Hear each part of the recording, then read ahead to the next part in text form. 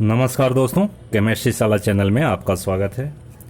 आज का मेरा यह video P block element group 15 and part 4 of class 12 and subtopic is halides of group 15 and reasoning question related to halides of group 15।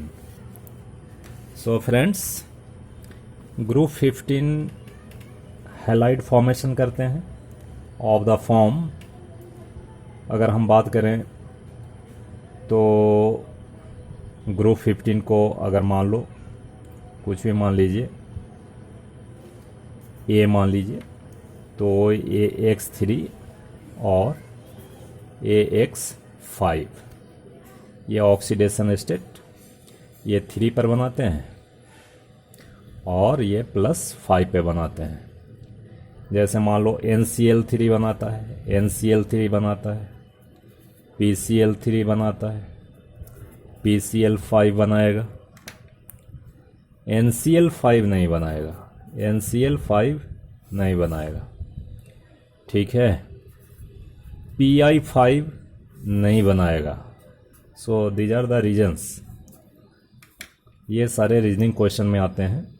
क्यों नहीं बनाता है, क्यों बनाता है, तो सबसे पहले हमें ये देखना है कि formation of PCl3 and PCl5 और नाइट्रोजन में NCl3 बनता है, तो ये एनोमलस बिहेवियर हो गया।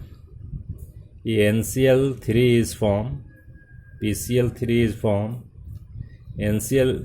PCl5 is form, but NCl5 is not form. ठीक है दोस्तों, तो हम वन बाई वन अब थोड़ा रीजनिंग इसमें निकालते हैं questions. So first question is your PCl5 is formed but NCl5 is not formed। ये बहुत ही इम्पोर्टेंट क्वेश्चन है, हमेशा ये पूछा जाता है। तो इसमें देखो, अगर मान लो हम फास्फोरस और नाइट्रोजन इसका कॉन्फ़िगरेशन लिखें, तो नाइट्रोजन का कॉन्फ़िगरेशन क्या होता है, N7, तो 1s2 2s2 2p3, और फास्फोरस की लिखें 15, तो इसमें आता है 1s2 2s2 2p6 3s2 3p3 and 3d0 होगा, because third shell is present, तो d ऑर्बिटल भी उसमें होंगे।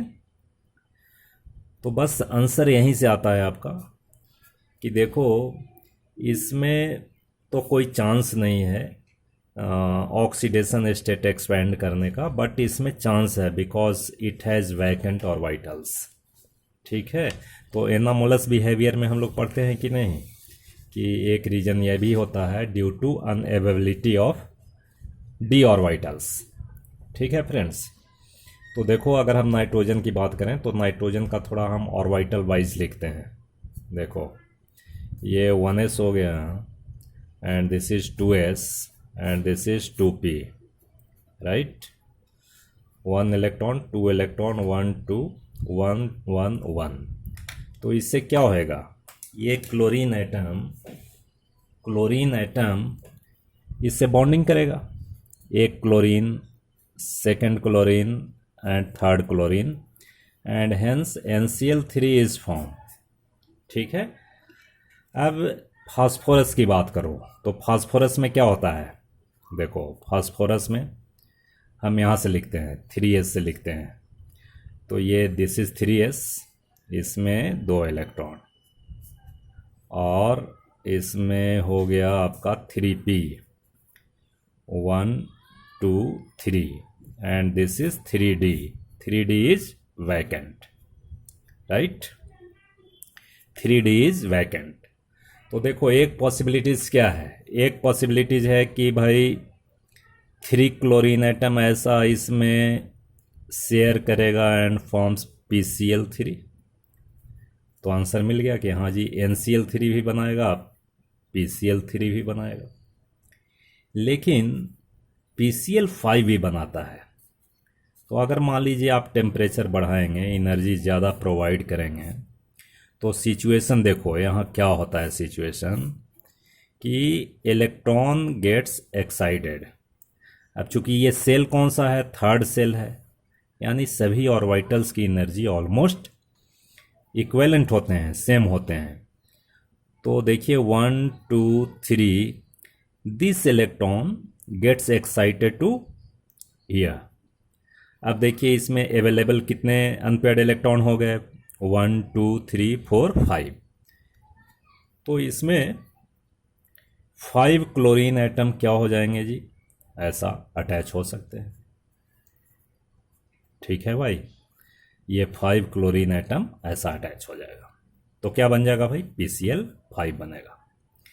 देखो कभी कभी ये भी थोड़ा दिमाग में आता है ये बात कि अच्छा जी नाइट्रोजन में मान लो कि 1s2 2s2 2p3 है, तो थर्ड सेल तो होगा, इवन AC0 3p0 3d0। तो क्यों excitement of electron should takes place from 2s to 3s। But देखो बच्चों यहाँ एनर्जी गैप ज़्यादा होता है, more energy is there, it requires more energy to excite electron from s to 2s to 3s, इसलिए यह नहीं होता है, एनर्जी कंसिडरेशन इज देयर। ठीक है बच्चों, तो हम समझते हैं ये बात समझ आ गई होगी। अब इसको लिखना है, तो आप लिखने के लिए आप ऐसा लिख सकते हैं कि phosphorus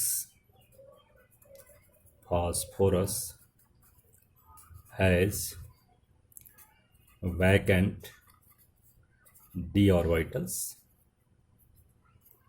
so it can expand its oxidation state, and hence PCl5 is formed. But in nitrogen there is no vacant d orbitals, so it forms NCl3 only। ठीक है दोस्तों, तो इस तरह से आप इसको लिख सकते हैं। ठीक है, नेक्स्ट क्वेश्चन मैंने लिया है, PCl5 is form but Pi5 is not form. तो यहाँ भी आपको कन्फ्यूजन क्रिएट होगा कि अरे भाई एक्सपेंड तो हो ही सकता है, तो थोड़ा दिमाग लगाओ क्या हो सकता है। जैसे मान लो ये फास्फोरस है, तो इसके चारों तरफ क्लोरीन एटम जो हैं, ऐसे क्लोरीन एटम आना चाहिए, ठीक है ना। तो PCl5 में क्लोरीन एटम आ जाते हैं, लेकिन अगर मान लो कि फास्फोरस है और आयोडीन तो बड़ा है ना, इसका साइज बड़ा है, तो ये एकोमोडेट नहीं कर पाएगा, 5 को एकोमोडेट नहीं कर पाता। ये फिगर थोड़ा ऐसा गलत बन गया, ठीक है। अगर बड़ा होगा तो एकोमोडेशन 5 का नहीं होगा। आ रही बात समझ। तो सीधी सी बात है, क्या लिखेंगे भाई कि the size of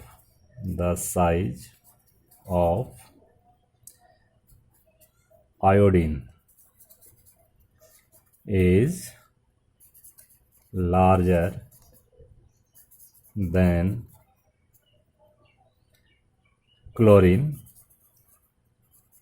so phosphorus cannot accommodate 5 iodine atoms, hence Pi5 is not form. ठीक है दोस्तों, इसमें फिगर थोड़ा सा ये ध्यान देना, ये ऐसा नहीं बनेगा, अगर बनाना है तो इस तरह से बनाना।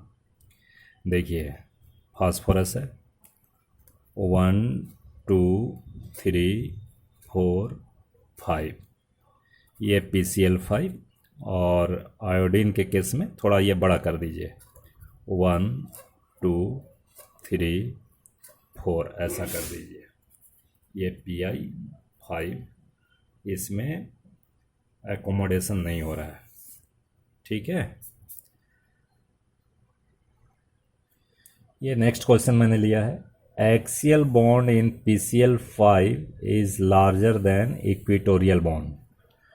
सो सबसे पहले आप देखो कि PCl5 का स्ट्रक्चर क्या होगा जी। PCl5 का तो स्ट्रक्चर के लिए मैंने एक वीडियो बनाया है, उसको आप देखेंगे तो समझ आ जाएगा, लेकिन थोड़ा मैं यहाँ भी डिस्क्राइब करता हूँ कि फास्फोरस के आउटर मोस्ट ऑर्बिट में नंबर ऑफ इलेक्ट्रॉन कितने हैं, 5 हैं। तो 5 ऐसा कीजिए, and 5 chlorine atom attached with इस chlorine, right. So number of bond is 1 2 3 4 5, यानी AB5 स्ट्रक्चर होगा भाई। तो AB5 टाइप में स्ट्रक्चर क्या होता है, trigonal bipyramidal.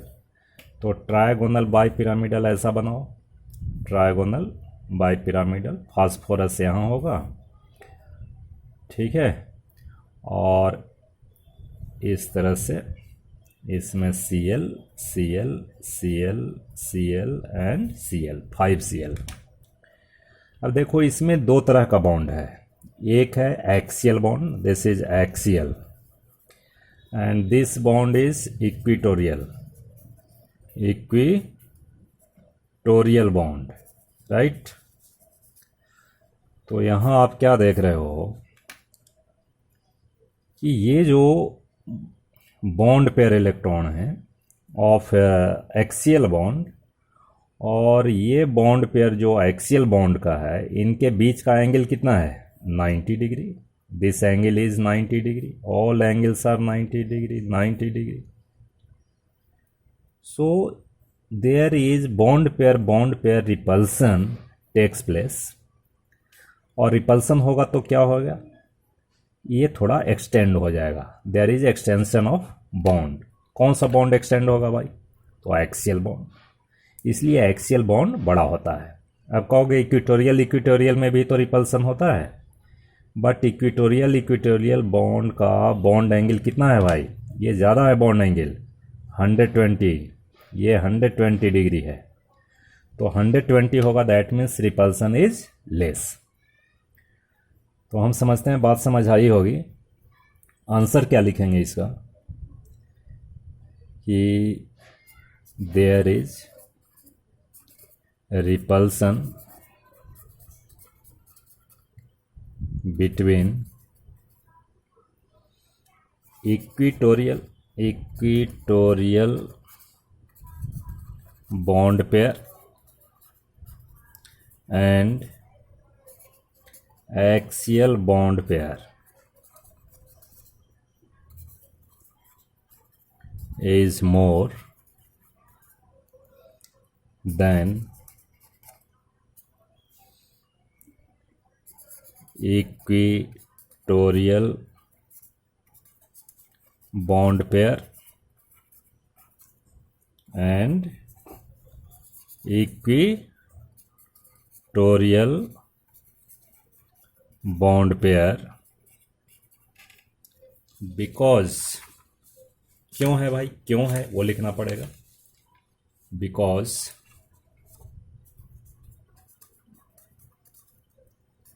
the bond angle between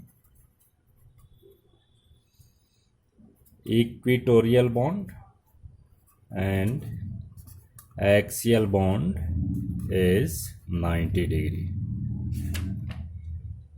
Hence axial bond gets extended and therefore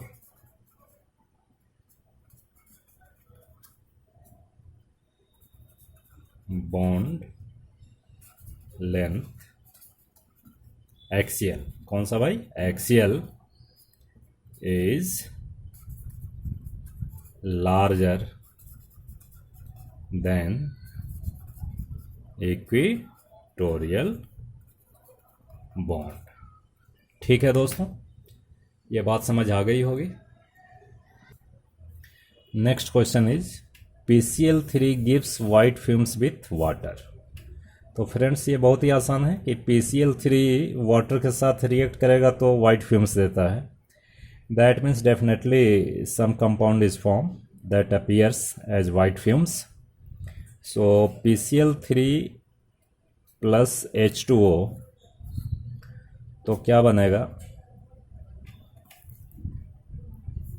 इसमें जो कंपाउंड बनता है H3PO3 प्लस HCl।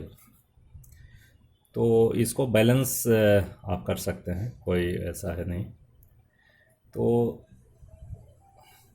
3 कर देना, 3 और इधर भी 3 आएगा। तो ये जो HCl है it appears as white fumes. तो आपको सिंपल लिखना है कि it reacts with water to form H3PO3 and HCl, so it gives white fumes, right?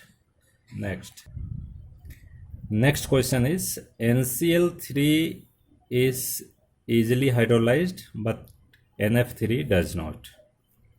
तो hydrolyse means addition of water. Addition of water किस में होगा भाई, तो जिसमें वैकेंट ऑर्बिटल होगा, because H2O acts as ligand, it has electron pair. तो NCl3 में देखो, NCl3 में इसमें तो है ना वैकेंट ऑर्बिटल, Cl में वैकेंट ऑर्बिटल है, लेकिन NF3 में क्या होगा भाई, N के पास भी वैकेंट ऑर्बिटल नहीं है और F के पास भी वैकेंट ऑर्बिटल नहीं है, इसलिए ये हाइड्रोलाइज्ड नहीं होगा। ठीक है, तो क्या लिखेंगे answer, in NCl3 there is vacant orbitals but in NF3 there is no vacant orbitals। So NCl3 hydrolyzes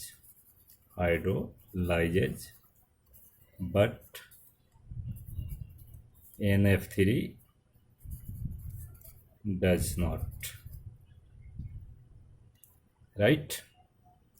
ठीक है दोस्तों, तो इस वीडियो में इतना ही। अगर आपको वीडियो पसंद आए तो शेयर कीजिए, लाइक कीजिए, सब्सक्राइब कीजिए। बहुत बहुत धन्यवाद।